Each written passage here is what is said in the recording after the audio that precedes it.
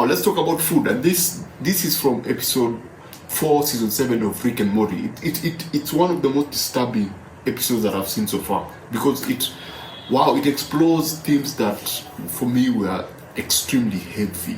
Because Rick loves preparing spaghetti for his family, and the family really loves this particular spaghetti. But as the episode goes on, we discover that this spaghetti actually comes from a different planet. And specifically what happens is that when people die in that particular planet, their body changes, their internal organs transforms into spaghetti. And that's why, and then it's not just ordinary spaghetti, like really good spaghetti, and the family loves it, and it brings together the family. So Morty snitches on Rick, and then the whole thing changes. Now the government of that particular planet wants to capitalize on that, start exporting and selling spaghetti, and they ask Morty to be the ambassador. And so, wow, apart from all the drama and all the disturbing themes, one thing happened that really got me. There's this one particular person who's just about to die. Rick takes him and puts him in this chair that can access his memories, and then we get to see his life, all through, and it plays out like a small mini story within this other story. And I love it. I loved it in The Watchmen, and I actually loved it in previous Rick and Morty episodes, whereby they stop to tell you a mini story within that particular story. And so we follow this guy's life, and they don't go the same route that we're used to. You remember Up?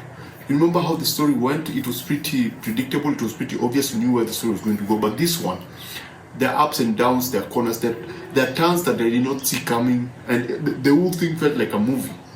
Up to the end, up to the time she actually, the wife dies and he's left alone, and now he's ready to die. So that I thought was pretty effective. And then after that, he dies, and then everyone sees that particular clip about the person's memory, and now they are unable to eat the spaghetti anymore. They actually vomit. They cannot withstand the taste of the spaghetti. And this got me thinking, are vegans right? Is it possible that vegans are actually right? Because if we knew how cows, the life of cows, if we spoke cow, if we understood cows, if we understood where they came from, if we understood their life, if we understood a cow and looked through the life of that particular cow over time, would you still eat beef? Would you still eat that turkey? Because Thanksgiving is on the way, it's around the corner.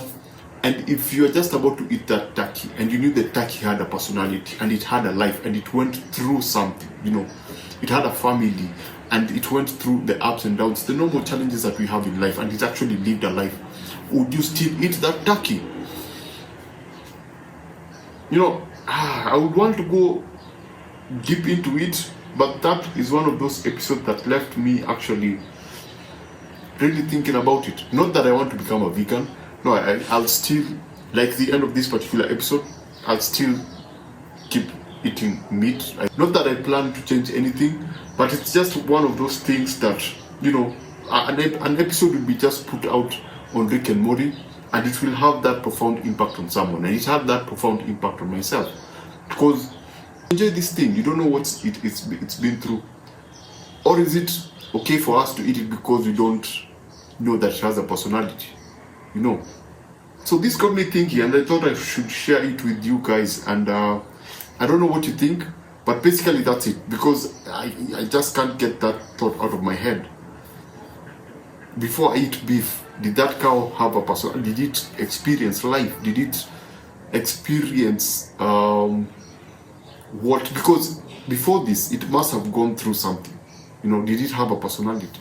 I mean, the only reason I think we eat chickens and turkeys and cows is because we don't actually know these things. We don't speak them. We don't understand them. We don't understand what they go through. I think there is a sense of comfort that comes without knowing something, and they even tackle it in this particular episode. So basically, that's it.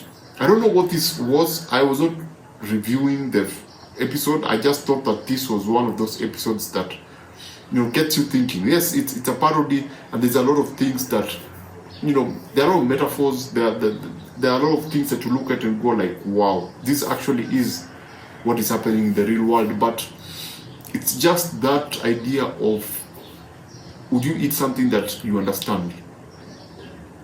Anyway, basically that's it. Thanks for watching whatever this was. Please subscribe. Basically that's it, and thanks for watching, and I shall see you on the next one.